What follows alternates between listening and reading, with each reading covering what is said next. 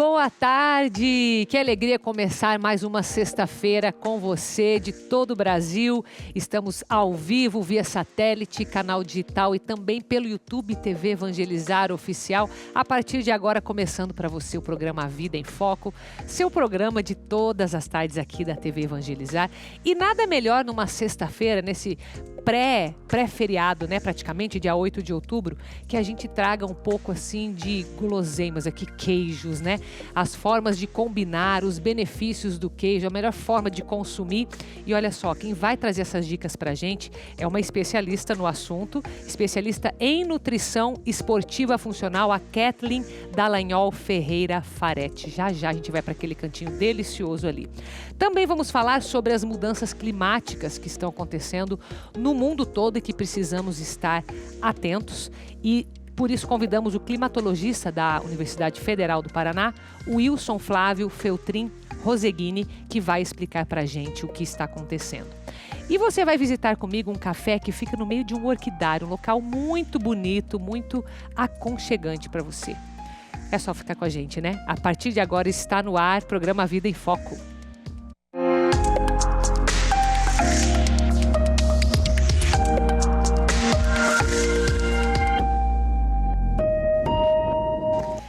Vem comigo para esse cantinho aqui, que eu sei que você gosta. Olha que delícia, uma sexta-feira, né? Aqui tá frio, mas o Brasil inteiro que varia, né? Tudo, mas o queijo cai bem. Acho que em qualquer situação, né, Kathleen? Seja muito bem-vinda, viu? Muito obrigada. Obrigada por estar aqui.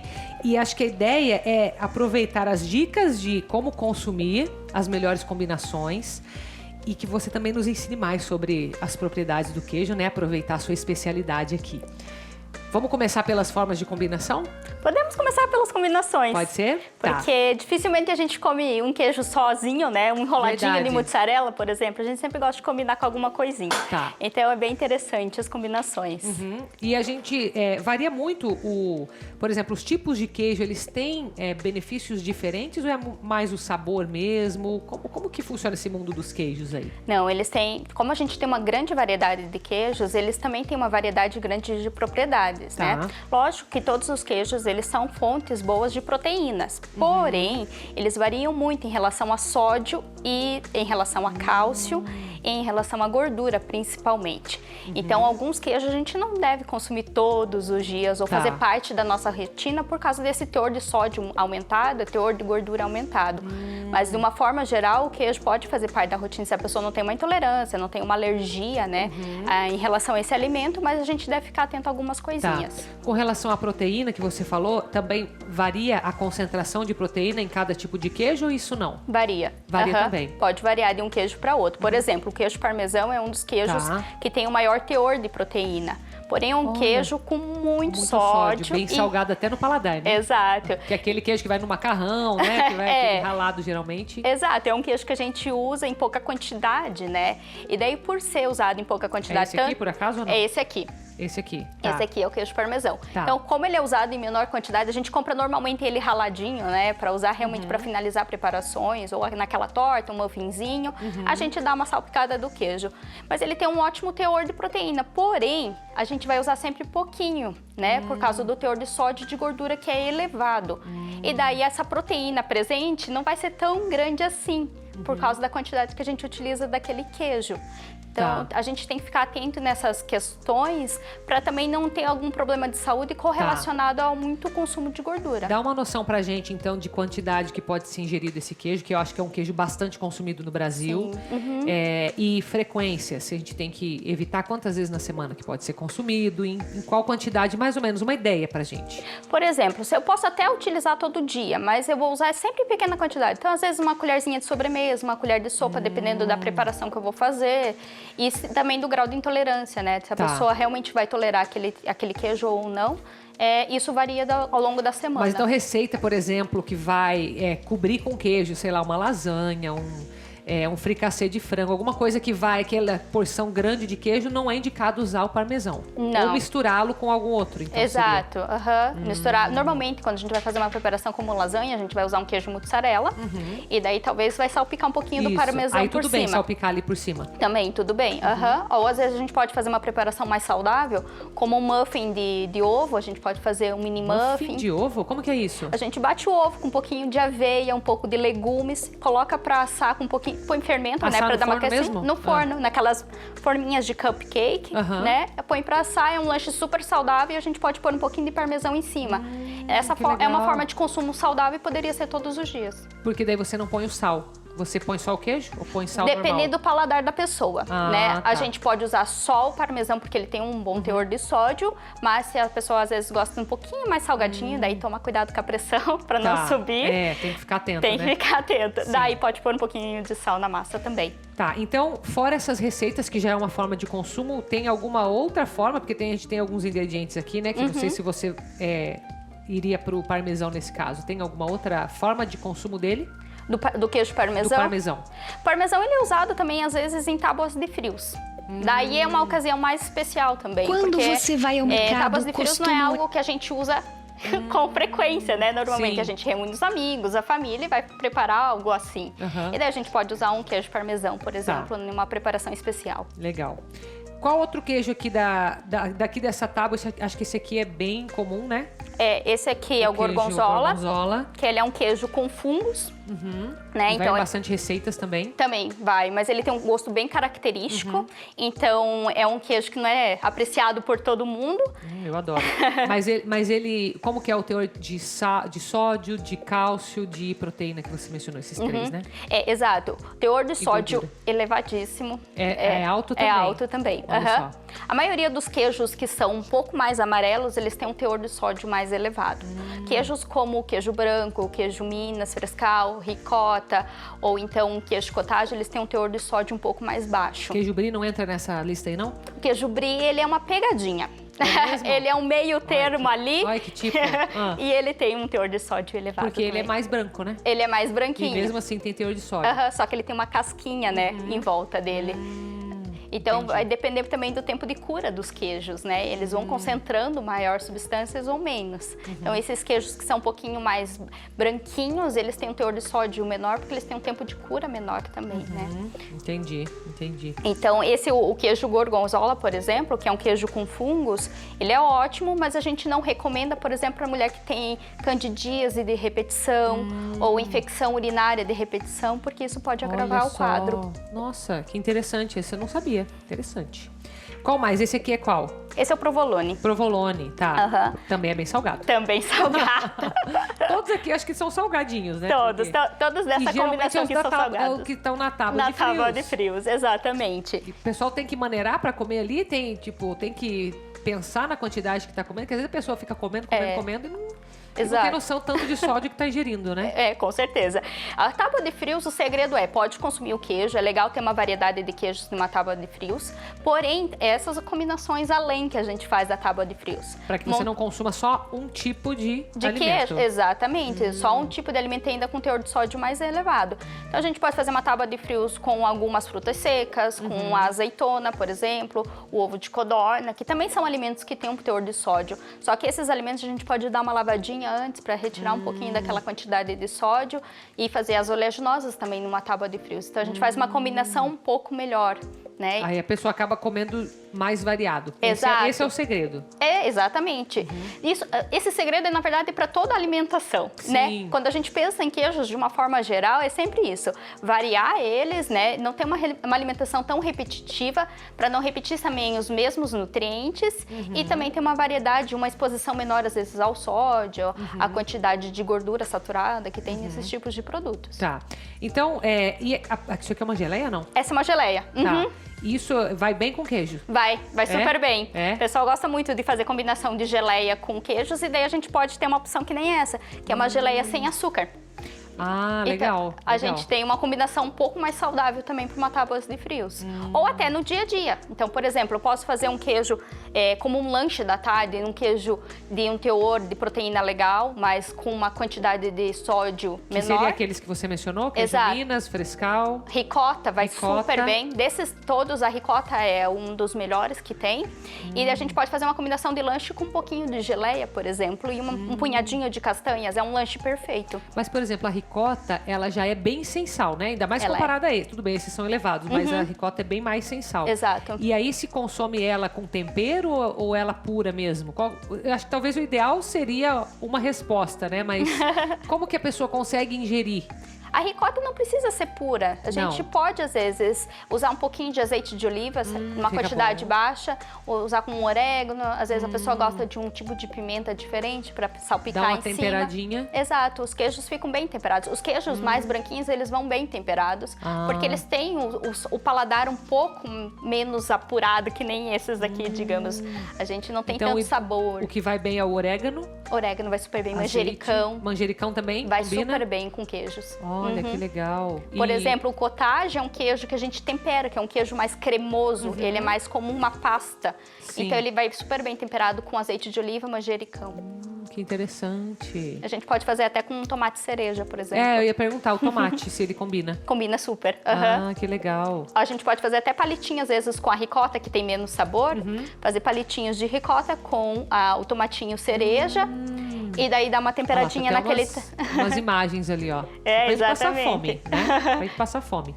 Que legal. E, bom, a gente pode consumir o queijo todos os dias?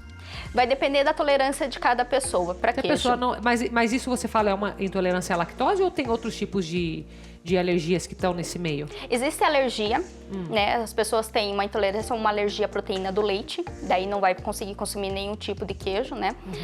Existem as intolerâncias que às vezes eu consigo tolerar bem uma certa quantidade, mas não uma quantidade elevada. Tem pessoas que com os produtos lácteos, de forma geral, mulheres em especial, quando consomem uma quantidade muito grande, aumenta muito a candidíase. Então a gente já toma um pouquinho de cuidado. Mas se a pessoa não sente nenhum desconforto, não tem problema algum, o queijo pode fazer parte do dia a dia, mas daí sempre variando, assim, deixa os queijos mais gordurosos, com maior sódio para de vez em quando, uma vez na semana, ou 2 vezes a cada 15 dias, ali 3 vezes a cada 15 dias, e os queijos brancos ou os de meia cura, que são os melhores queijos hoje que a gente tem maior estudo na área, né? Meia cura. O meia cura, eles têm um teor melhor até do que os queijos tão branquinhos, assim, que até uns anos atrás era uma febre em dieta fazer queijo Minas Frescal, vai usar a ricota. Hoje em dia a gente sabe que os melhores queijos são os meia cura, como o queijo canastra, né? Na nossa, isso não vai é o depender do colonial, tempo. né? É diferente ou não? O queijo colonial vai depender do tempo de maturação do queijo. Ah, tá. Esse meia cura é o tempo de maturação dele. Então o queijo colonial, ele dependendo desse tempo, ele pode ser. Meia cura. Pode ser. Meia cura, ele qual que é o tempo dele de... Depende do queijo. Depende. Vai depender do queijo. Uma regra, né? Porque vai depender da região também que ele é produzido. Mas ele tá mais tempo maturando, é isso? Exato. Ele tá no meio tempo de uma maturação, ele não é super maturado, como um queijo parmesão, por exemplo, que é um queijo duro. Bem maturado. É. Ah, isso que vai dando também a consistência do queijo? Exatamente. O maior tempo de maturação, ele vai deixando o queijo mais duro. Interessante. E esse queijo meia cura, ele é um queijo firme, mas ele não é tão duro assim. Tá. Quero ver se você me fala se isso é um mito ou não. Comer o queijo derretido, por exemplo, café da manhã, vai fazer um pãozinho ali, a pessoa tá de dieta, tal, vai fazer um pão integral, quer pôr uma proteína, põe um queijo e coloca naquela chapa lá pra ficar aquele queijo derretido assim. Isso é um problema se ser consumido ele aquecido? Não. Muda alguma propriedade, muda alguma questão da gordura, enfim? Não, aquecido não vai mudar a propriedade. Tá. Não vai ter problema algum. O problema vai ser só a pessoa colocar sempre um queijo prato no lugar, é isso? Exatamente, porque queijo prato é um queijo gorduroso. É um queijo bem gorduroso, né? Exatamente. Queijo cheddar. Exato. Esses é bom evitar. Queijo cheddar é um queijo bem industrializado também. Também. Tem esse outro ponto. Quase que não é queijo, né? Exatamente. Tanta indústria. Então, indústria. Por que você trouxe isso aqui no meio dos queijos aqui pra gente, ó? Por que isso aqui? Porque essa é uma combinação que as pessoas fazem. Sim, fazem bastante, né? Pelo menos aqui no sul, né? Não sei o resto do Brasil, mas aqui Aqui no sul você vai naqueles cafés coloniais, você vai ver o queijo, o salame, um do lado do outro. Isso é muito comum. Italiano, polonês, que tem aqui perto bastante, né? E a gente adora. Exato.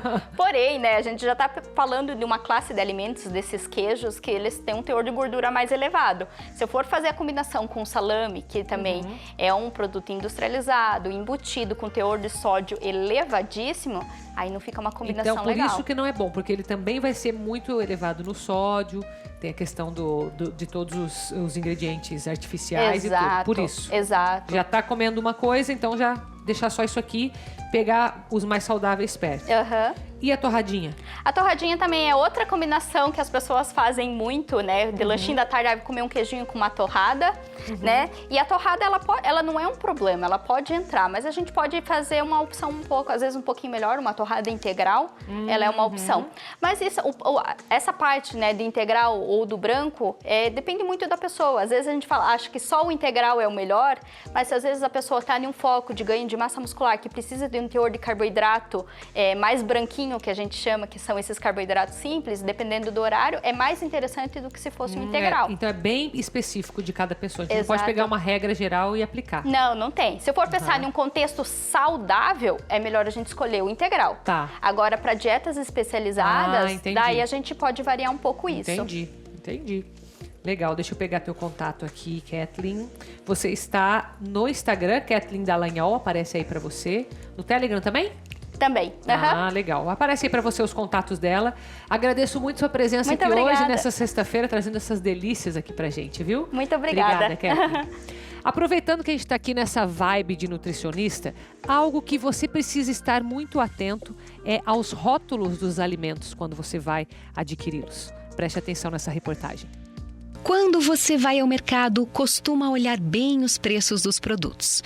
Mas sabe o que deveria ser observado também? Os rótulos. Eles contêm informações importantes para a nossa saúde. A ideia da rotulagem sempre foi a informação, né? Então, a informação do produto que o produto tem dentro dele. Então, toda a rotulagem precisa ser informativa, né? Então, por isso tem tantas informações numa embalagem. E essa informação tem que ser efetiva para que as pessoas que têm algum tipo de problema de saúde, exemplo, diabetes ou intolerância à lactose, né, alergias em geral, não ingiram alimentos incompatíveis à sua condição. Mas se temos que ler os rótulos dos produtos para garantir uma alimentação mais saudável, por que é tão difícil identificar as informações que constam nas embalagens? A culpa é da falta de padronização.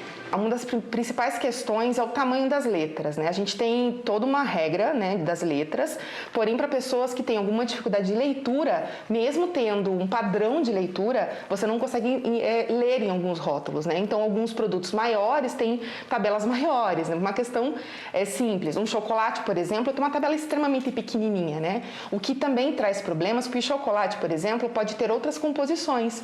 E para pessoas com diabetes, a não ler que aquele produto não tem açúcar ou que tem açúcar, pode ser um diferencial na dieta dele. Mas isso vai mudar. Uma norma aprovada pela Agência Nacional de Vigilância Sanitária deve facilitar a vida do consumidor. A nova legislação, ela estabelece algumas informações importantes. Por exemplo, o fundo da embalagem, ela deve ser branca e o tamanho da fonte deve variar de 6 a 10, para facilitar a visualização das informações nutricionais do produto. Além disso, é importante que o produto também tenha as informações com relação à porção equivalente ao total do produto, porque hoje os produtos eles mostram apenas o valor proporcional à porção. Mas, enquanto a medida não entra em vigor, fique atento à lista de ingredientes. O molho de tomate pronto, ele tem vários ingredientes. Normalmente o primeiro ingrediente vai ser o tomate, mas quando a gente começa a leitura e a gente começa a observar ingredientes que têm nomes estranhos, que são difíceis de falar e que a gente nem conhece nem utiliza em casa, descarte. Esse produto não é a melhor opção. E olha só, hoje, dia 8 de outubro, é um dia muito especial, o dia do nordestino. Tanta gente, né, que nos acompanha do Nordeste, esse povo de fé, esse povo que tem uma alegria, assim, de outro mundo. Olha lá, você tá vendo a imagem de Santa Dulce dos Pobres, que foi a primeira santa brasileira. Também é a região do Padre Cícero. Então, assim, ó, povo nordestino é um povo assim muito acolhedor, eu diria, né? E sabe que essa data ela foi escolhida em homenagem ao centenário de nascimento do poeta, cantor e compositor cearense Antônio Gonçalves da Silva, que é conhecido em todo o país como o Grande Patativa do Assaré. Quem é do Nordeste vai entender essa expressão que eu falei aqui. Quem é do Nordeste, quem não é, meu filho, vai ficar perdido, tá?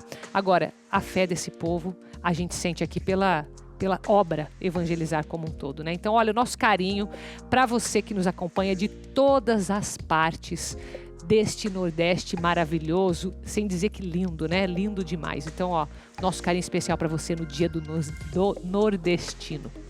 Vamos para o intervalo rapidinho, para você tomar uma aguinha. Na volta a gente vai falar sobre as mudanças climáticas que estão acontecendo em todo o mundo, não é só no Brasil não, tá? Algo que a gente precisa ficar bem atento. Então a gente vai receber aqui um climatologista da UFPR, o Wilson Flávio Feltrin Roseguini, para falar do assunto. Eu volto já.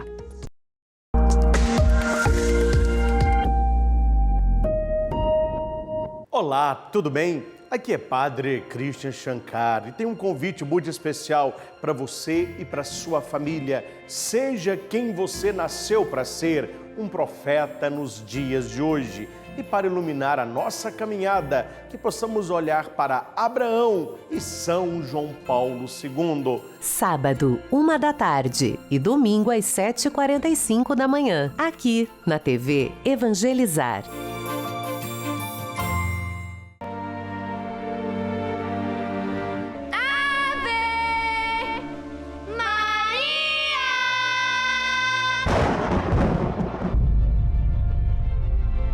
Quem é você?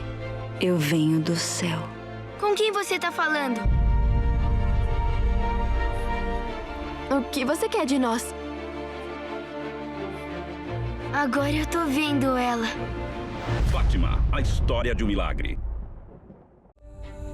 Com o passar dos anos, você acaba precisando de uma ajudinha extra para poder manter a saúde em dia e aproveitar cada momento. Você já parou para pensar na saúde dos seus olhos? A Eleve pensou. Lever é o produto da Eleve que está revolucionando a maneira de ajudar a manter a boa saúde da sua visão. Ele retarda o envelhecimento dos olhos e ajuda a prevenir alguns sintomas decorrentes da catarata. Incrível, né? Bom, isso só é possível porque o Lever possui luteína e zeaxantina, compostos responsáveis pela boa saúde dos olhos. Só quem ligar agora pode parcelar em até 10 vezes no cartão de crédito ou boleto bancário. Demais, né? E tem mais, hein? Se você ligar agora para o número que está aqui na tela, você leva o seu kit com frete grátis. Não perca mais tempo, peça o seu kit e comece agora a ver a vida mais leve com Lever. No dia em que a Igreja comemora o primeiro ano da beatificação de Carlo Acutis, a TV Evangelizar mostra por que o adolescente nascido na Inglaterra e criado no norte da Itália se transformou em exemplo de vida para jovens do mundo inteiro. E como a paixão dele pela Eucaristia fez deste sacramento sua autoestrada para o céu. Você vai conhecer a história do menino brasileiro curado pela intercessão de Carlo e o testemunho de amor que o chamado cyberapóstolo da Eucaristia deixou na vida e no coração de fiéis do mundo todo.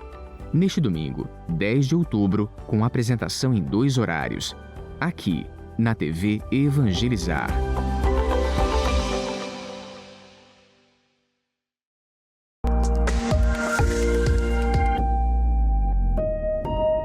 Voltamos com o programa Vida em Foco desta sexta-feira, dia 8 de outubro, se aproximando do nosso feriado nacional de Nossa Senhora Aparecida, que é no dia 12, né? Feriado católico nacional. Eu queria falar um pouco desse dia para você, porque talvez você esteja vindo aqui para Curitiba, de todo o Brasil, porque nós teremos uma caravana com o Padre Reginaldo Manzotti, que vai começar a concentração a partir das 6 da manhã na Praça Nossa Senhora de Salete, que fica no Centro Cívico aqui de Curitiba. A partir das 8 horas, o Padre Reginaldo já chega, já sai nessa caravana em romaria. Os romeiros que vão estar de bicicleta, de carro, de motos, vão sair em procissão. Às 10 horas da manhã, vai ter a bênção dos carros e de todos os que estão nessa caravana.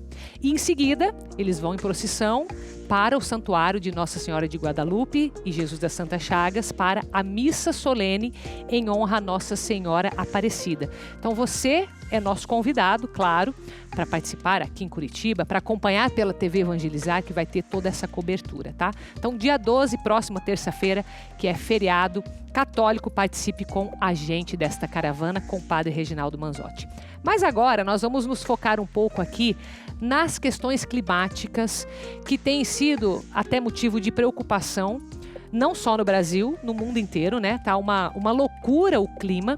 Então a gente queria entender um pouco mais o que está acontecendo, se tem alguma coisa assim que a gente deva se preocupar um pouco mais. Então a gente convidou aqui o climatologista da Universidade Federal do Paraná, Wilson Flávio Feltrin Roseguini. Seja muito bem-vindo. Tudo bem, Wilson? Tudo bem, boa tarde. Boa tarde. Boa tarde a todos e todas. Devemos nos preocupar com o que está acontecendo? A gente teve várias...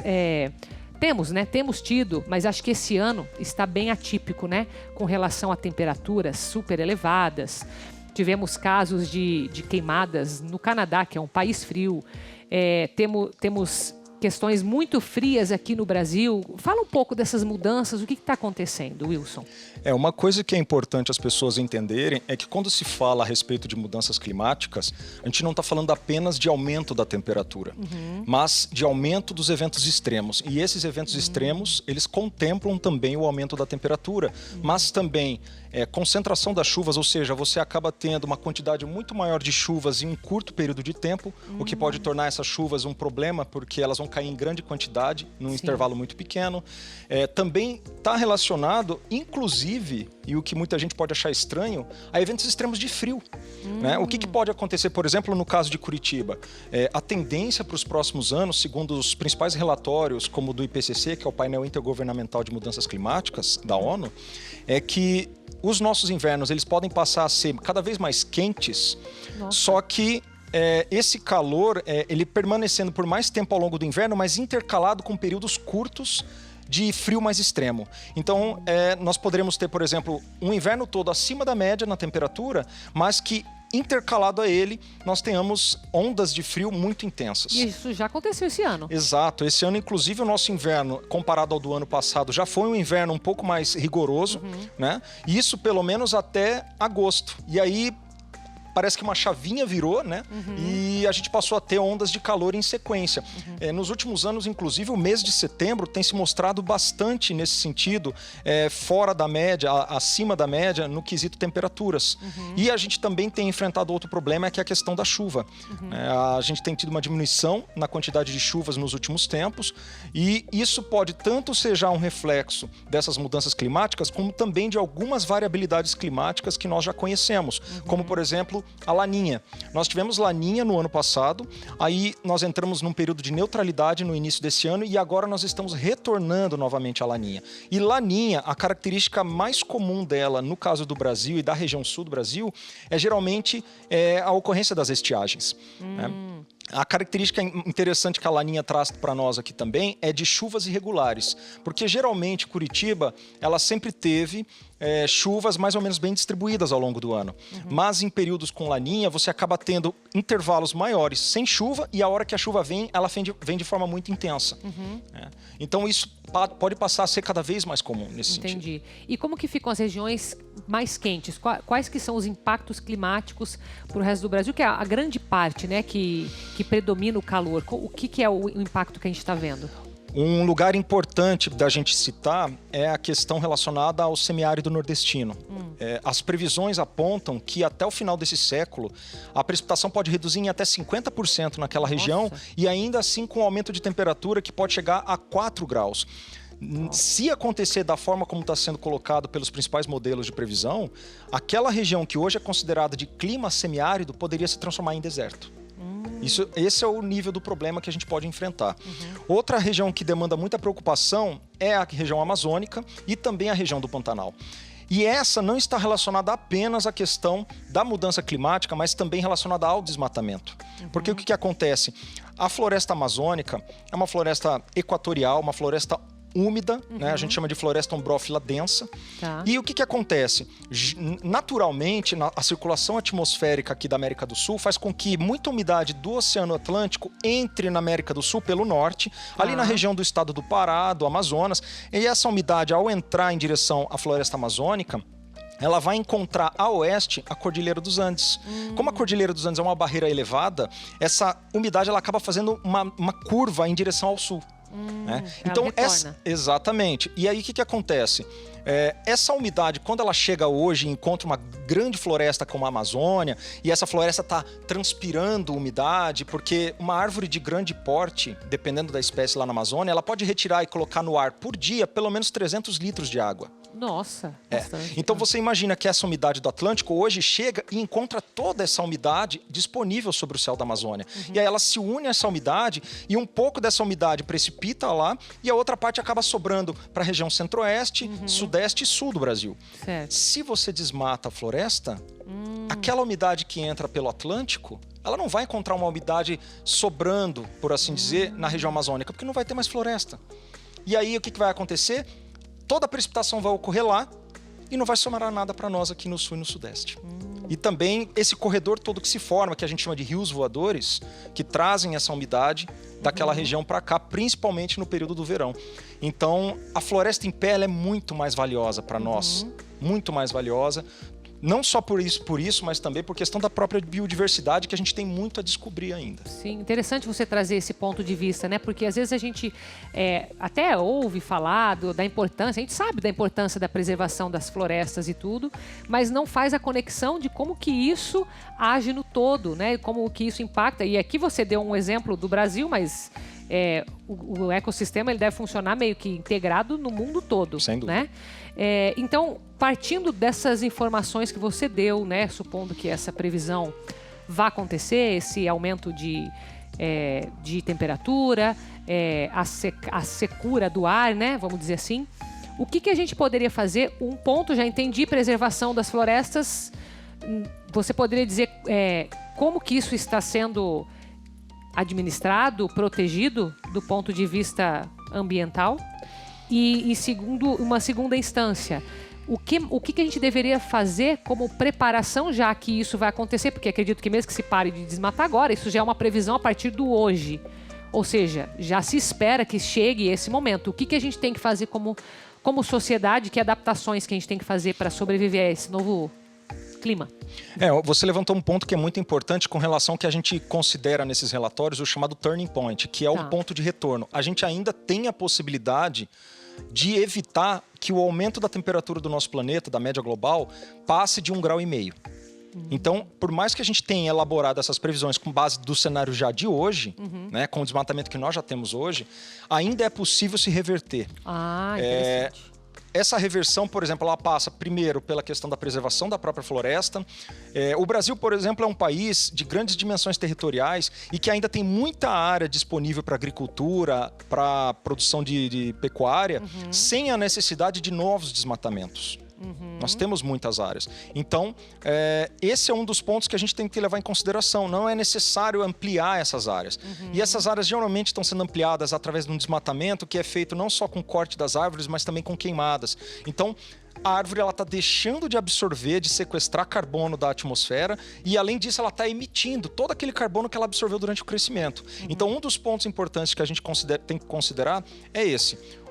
Outros pontos que a gente também vai ter que levar em consideração é essa substituição da matriz energética. Nós temos uma dependência hoje muito grande da eletricidade. Né? A gente vive conectado, eletrônicos, eletrodomésticos e tudo mais. Só que a fonte que gera essa energia no planeta todo, não estou pensando apenas no Brasil, mas como planeta como um todo, ela ainda é muito poluente. Nós temos aqui no Brasil ainda a maior parte da energia produzida por hidrelétricas, mas a gente tem que considerar que no restante do mundo ela é produzida em grande parte por termoelétricas. E essas termoelétricas estão queimando carvão, estão queimando óleo proveniente do petróleo. Então isso tudo está emitindo mais gás carbônico na atmosfera, mais CO2, que aumenta essa temperatura por conta do efeito estufa que esses gases causam. E é um efeito em cascata, porque você aumenta a temperatura do planeta por causa das emissões, e esse aumento também vai aquecer os oceanos vão evaporar mais, vão produzir mais vapor d'água, que também ajuda no aquecimento, e aí você entra num ciclo vicioso, e ele não acaba mais. Tanto é que, se nós cortássemos hoje, imediatamente, todas as emissões artificiais ou humanas de gás carbônico, ainda assim esse gás carbônico ia permanecer na atmosfera por talvez até uma centena de anos. Então ele continuaria tendo efeito. Ele continua tendo efeito. Por isso que a gente precisa imediatamente repensar a questão dessa matriz energética. Nós temos grande disponibilidade, principalmente no Brasil, nós temos um grande potencial que tem que ser considerado de energia eólica, energia solar. Isso são alternativas que vão de encontro a esse reequilíbrio. Exato. E fora isso, eu acho que o que a sociedade precisa buscar, né, o indivíduo precisa buscar, a questão do próprio consumo. Questionar, será que eu tenho necessidade de adquirir certas coisas? Será que esse trajeto que eu vou fazer eu não poderia fazer a pé ou usando o transporte coletivo? Faz diferença a gente olhando para o micro, né? Porque tem algumas discussões que ficam nessa. Mas será que uma pessoa fazendo, tudo bem, que é uma pessoa vezes quantos milhões ou bilhões de habitantes no mundo inteiro, né? Então, quando a gente olha para o micro, ele tem um impacto versus o que se produz a indústria, que é algo que é tão discutido? E como tem? É um trabalho de formiguinha, é importante que todo mundo participe dessa corrente no sentido de pensar o ambiente, porque a gente também está pensando na própria saúde das pessoas e do planeta. E para vocês terem uma ideia, no último inventário de emissões de CO2 que foi feito pela Prefeitura de Curitiba, do qual nós participamos da elaboração, assim como do Plano de Ação Climática do município de Curitiba, foi levantado, por exemplo, que o consumo per capita da população de Curitiba anual, a produção, melhor, de CO2 anual está na faixa de 1,8 toneladas equivalentes de carbono. Então, assim, tudo que a gente faz no nosso dia a dia, seja o transporte, seja o consumo de carne, em toda essa cadeia de consumo que a gente participa, tem um pouco de CO2 sendo produzido naquilo ali. Então, se você somar o total anual de cada morador da cidade de Curitiba, você produz 1,8 toneladas de carbono Por isso que esse trabalho de formiguinha daria efeito, porque reduziria essa 1,8 tonelada aí. Sim, e olha que Curitiba está bem no cenário internacional, se comparado a outras cidades do mundo. Curitiba ainda está muito bem, mas nós temos muito para melhorar, principalmente na parte dos transportes. Interessante. Você pode falar um pouquinho sobre aquela... foi uma tempestade de areia que houve esses dias, de poeira, né, na verdade? Então, aquilo tem um nome, aquele fenômeno ele tem um nome que a gente utiliza muito na climatologia, na meteorologia, que é Habub. É um nome árabe, porque ele é muito comum na região do deserto, lá no Oriente Médio, no Saara, no norte da África, que levanta uma grande quantidade de areia e acaba formando aquelas tempestades. O que ocorreu ali no estado de São Paulo esses dias atrás, e que já ocorreu em outros lugares do Brasil, inclusive aqui no Paraná, na minha terra, em Maringá, no norte do Paraná, já aconteceu também, ele é muito resultado não só do avanço de um temporal, durante o avanço de um sistema frontal, mas ele também é resultado da estiagem prolongada e principalmente das atividades agrícolas na região onde ele ocorreu. Porque se essas atividades agrícolas mantêm o solo exposto, né? Isso acaba favorecendo, junto com a estiagem que deixa o solo seco, o levantamento da poeira na hora que essa chuva está chegando. Entende? Então, é o solo desprotegido, né? Que exatamente. Se fala na agroecologia ali. Exatamente. Porque existem muitas técnicas de plantio hoje, onde você colhe uma safra, você não tira a palha que ficou no solo depois da colheita dessa safra, e a safra seguinte você já planta em cima dessa palha.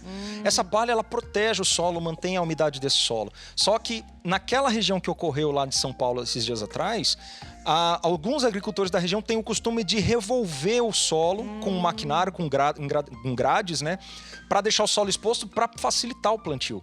Só que foi justamente nesse intervalo entre eles mexerem o solo e o plantio que ocorreu o evento. Então, a estiagem favoreceu, ter ficado muito tempo sem chover também favoreceu, mas ele vai passar a ser muito comum se nós tivermos nos próximos anos essa tendência de, no final do inverno e início da primavera, essa estiagem continuar se mantendo. Porque não era tão comum em algumas dessas regiões.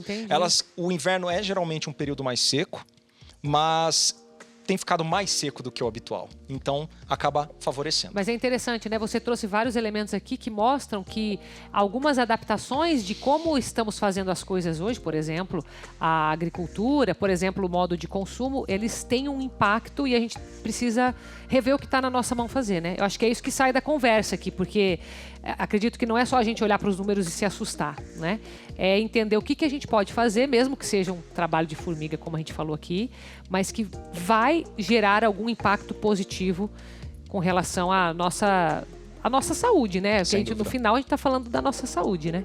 Sim, sem dúvida. Muito interessante. Flávio, Wilson, né? Wilson Flávio, você está nas redes sociais, professor Flávio Feltrin, no Instagram. Está aparecendo para você o contato dele, para mais informações também. Muito obrigada, viu, pela tua esclarecedora presença aqui hoje. Eu que agradeço e agradeço pela oportunidade de divulgação científica, que é algo muito positivo para a população em dias que muitas vezes a gente tem fake news e também pseudociências aparecendo por aí. Com certeza, muito obrigada, viu? Fique agora com essa reportagem que vai mostrar para você um projeto de plantio que utilizou um mini foguete. Acompanhe. Cartolina, papelão, tesoura e cola.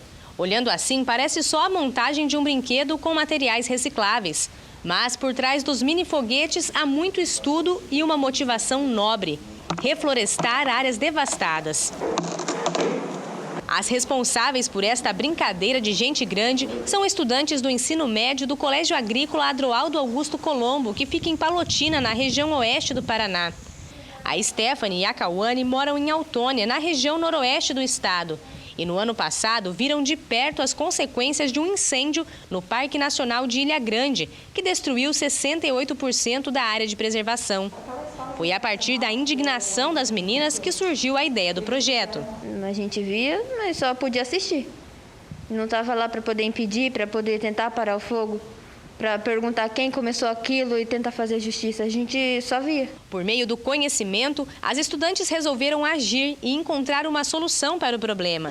O projeto de mini foguetes começou em abril e tem o objetivo de lançar sementes de árvores nativas em regiões que foram desmatadas. Nós aprendemos a construir, né, os foguetes. A gente foi estudado também as características morfológicas de algumas sementes nativas aqui da região. Então foi escolhida as sementes de ipê e pitanga para começar e foi complementando, né? Foi o desenvolvimento aí do nosso projeto de apanhar as sementes e lançar os foguetes. Com tudo pronto na montagem, é hora de lançar as sementes. E para isso as meninas contam com todos os equipamentos de segurança. O mini foguete é posicionado na base de lançamento e por meio de uma instalação elétrica é feito o disparo apertando um botão. Os mini-foguetes atingem 100 metros de altura e quando chegam lá no alto, um compartimento se abre, liberando as sementes. O próximo passo do projeto é instalar um sistema de geolocalização nos foguetes. Assim, as meninas vão saber exatamente onde caíram as sementes e quais foram os resultados. Com o geolocalizador, a gente teria mais dados para ter a certeza que o projeto realmente deu certo. Principalmente se a gente soubesse se a semente caiu, se ela germinou, o tanto que foi. Também, com esse projeto aprimorado, seria bem melhor do que sair caçando um foguete onde a gente não faz ideia onde ele possa estar. Para desenvolver o projeto, as alunas estudaram diversas áreas do conhecimento e também adquiriram novas habilidades. Elas trabalham em equipes, elas organizam as ideias, têm criatividade, autonomia, responsabilidade, né? Então começa por aí. E aí a parte da área exata, que é física, química, matemática, a própria computação. Com os mini-foguetes, a equipe é finalista em um concurso nacional de experimentação científica e tecnológica, chamado Respostas para o Amanhã. Uma conquista que vai muito além do ganho cognitivo e reforça a importância da participação feminina nas ciências exatas. A gente entende que estamos no caminho certo, motivando os alunos a estudarem, procurando mostrar que nós temos uma sociedade que nós temos que trabalhar para melhorar o meio que a gente vive enquanto cidadão. E, então é motivo de orgulho ver jovens já com esse entendimento de sociedade, de preservação, de querer contribuir com a sua comunidade.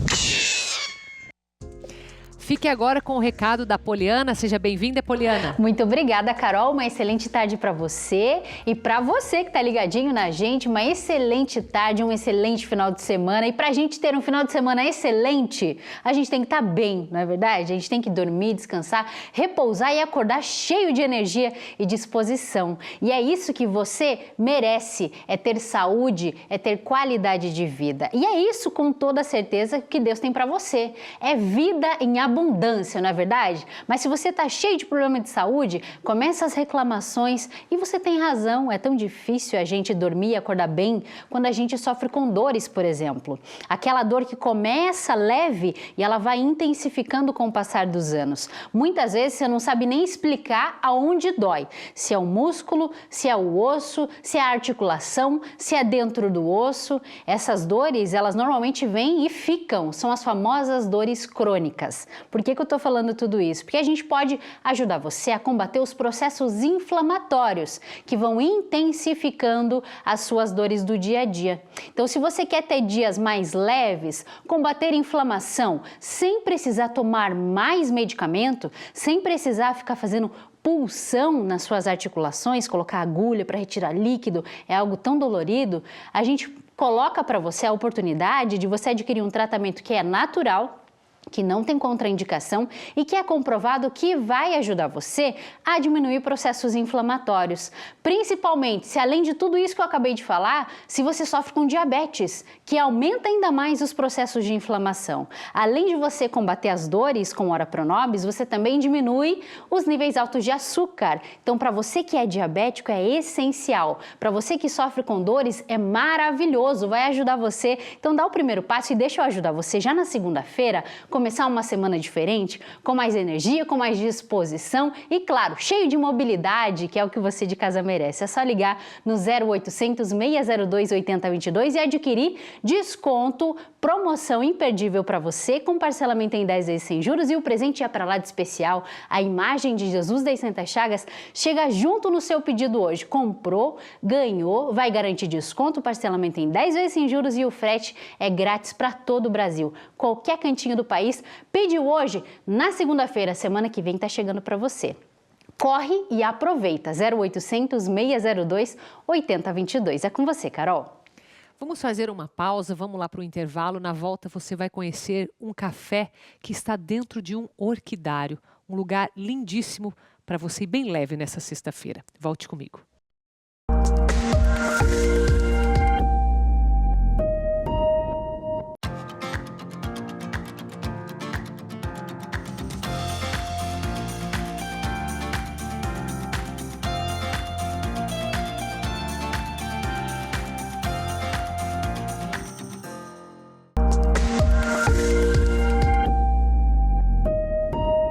De volta com o programa Vida em Foco desta sexta-feira, 8 de outubro. Vamos fazer agora um passeio por um lugar assim bem leve, todo colorido, florido.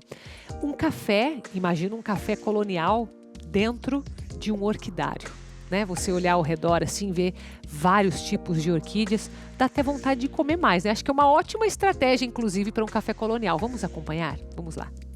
Estamos na primavera, a estação das flores. Um cenário de encher os olhos. A Ana sempre gostou de orquídeas. Há 3 anos, aumentou as estufas e começou a vender as mudas das flores para o público em geral. Com a chegada da pandemia, os dias ficaram cinzas. Mas a Ana não se deixou abater e esperou com paciência, cuidando com muito carinho das plantas. Foi com orquídeas que tudo começou, sabe? Eu gostava muito das orquídeas, comecei a comprar uma, depois mais uma, sabe? E quando vi eu tinha muitas já, sabe? Daí montamos uma pequena estufa. Aí ainda foi aumentando a minha produção, sempre comprando mais, e eu resolvi começar a vender, sabe? E começou a dar certo.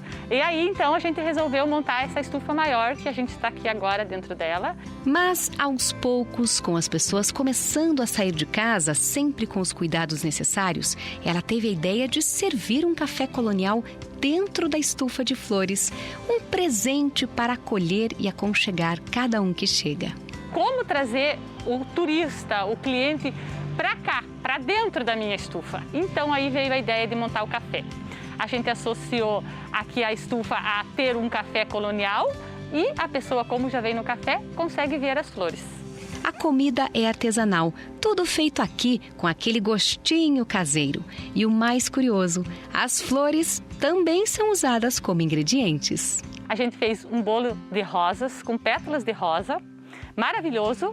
A gente fez a torta espelhada de flores, que também assim é maravilhosa, e com flores comestíveis. E também temos um maravilhoso chá de morango. Esse é muito delicioso. Ele é feito com morangos naturais e com pétalas de rosa.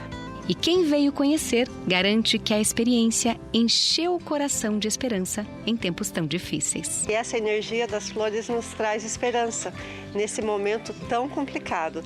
A oportunidade de a gente se reunir num lugar assim tão bonito, né? Cercado de flores, as flores maravilhosas aqui, esse dia maravilhoso de sol e tudo mais, e principalmente a oportunidade de a gente conviver com a família.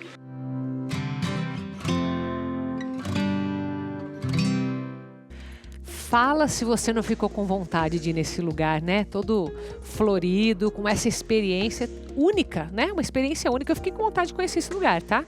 E para você ficar ainda mais assanhado aí do seu lado aí, a gente vai fazer mais um passeio agora. Pela Serra do Mar, um restaurante, um local lindo, um restaurante super diferente. Paraíso das Trutas. Vamos lá. Cidade de Piraquara, a cerca de 30 quilômetros de Curitiba, capital paranaense, existe um refúgio em harmonia com a natureza. E além de toda essa beleza, sabe o que tem por aqui? Uma criação de trutas. Mas essa não era a ideia inicial do proprietário. Nos anos 80, meu pai achou essa propriedade aqui, se interessou muito, né, e resolveu comprar. Sendo assim, ele viu que tinha muita água, né, a propriedade, são em torno de 25 nascentes aqui na propriedade. Então, com isso ele viu que poderia ser feita a criação das trutas. A truta é um peixe muito exigente, né? Então, ela precisa de um pH neutro na água, ela precisa de muito oxigênio, água corrente e limpa e principalmente gelada, né? E aqui na serra a gente conseguiu achar todas essas características na água. A truta é um peixe originário do hemisfério norte, que começou a ser criado no Brasil na década de 40. Ela é um salmonídeo, ou seja, podemos dizer que é uma prima do salmão, mas existem algumas diferenças. A característica dela é o visual, ela é muito parecida com o salmão, né?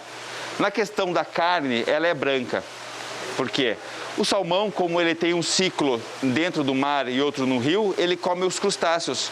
E os crustáceos, quando tem a cor vermelha, dão a cor vermelha à carne.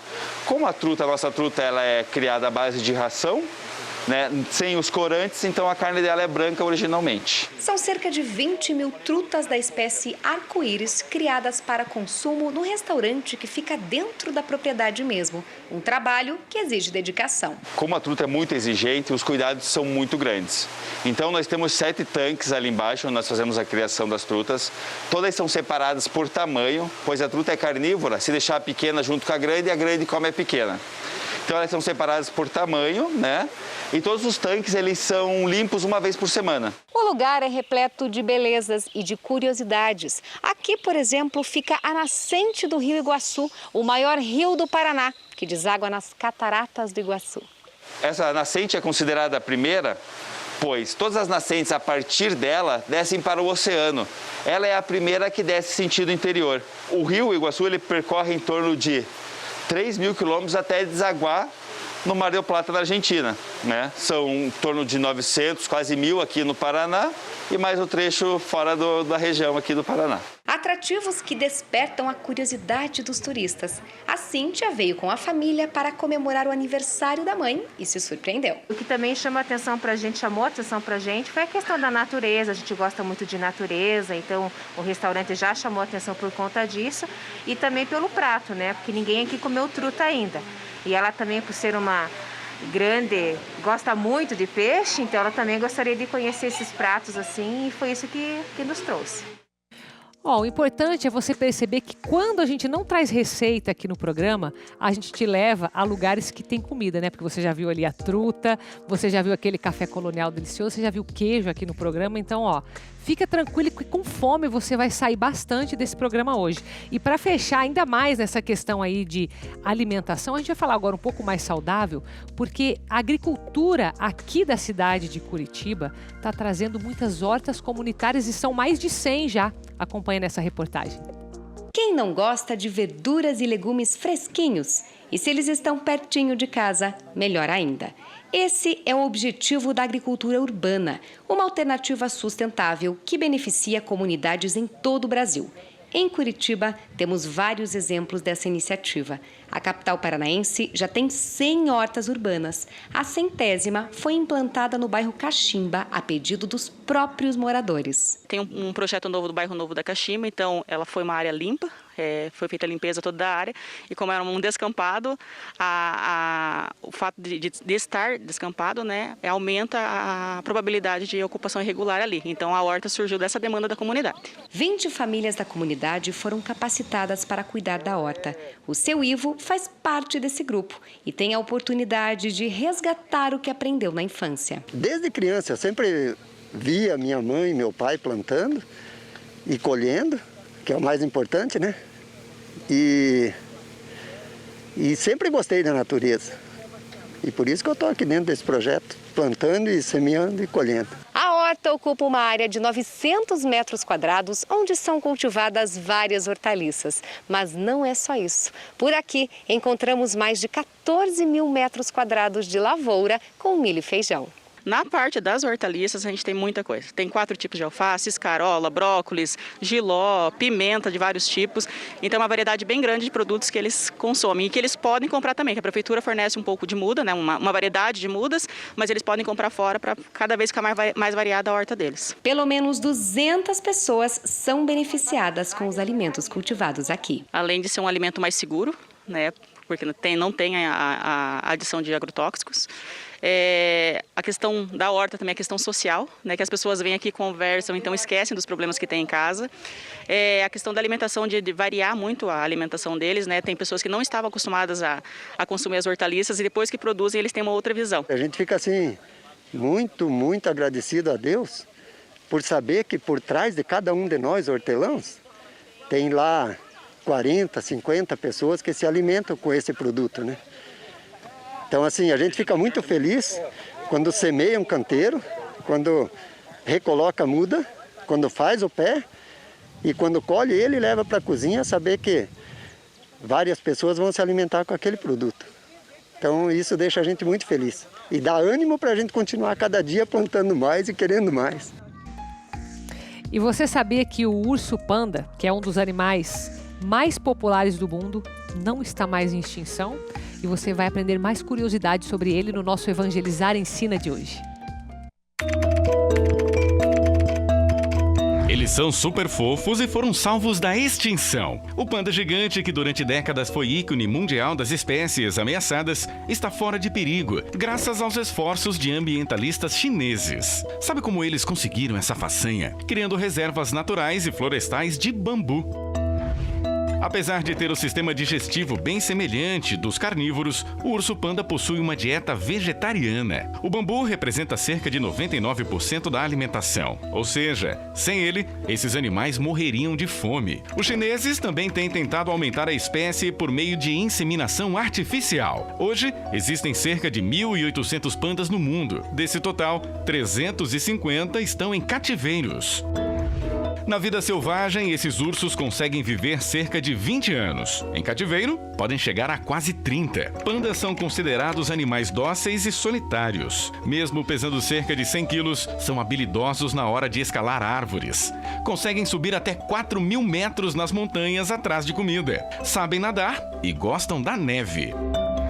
Uma característica bem peculiar dessa espécie são 5 dedos e um polegar opositor, que não aparece nas patas dos demais ursos, e ajudam a manipular melhor os alimentos. Os pandas passam de 10 a 16 horas por dia comendo. No tempo restante, eles apenas dormem e descansam. Também possuem um modo único de se alimentar que lembra bem o nosso jeito. Se sentam para comer.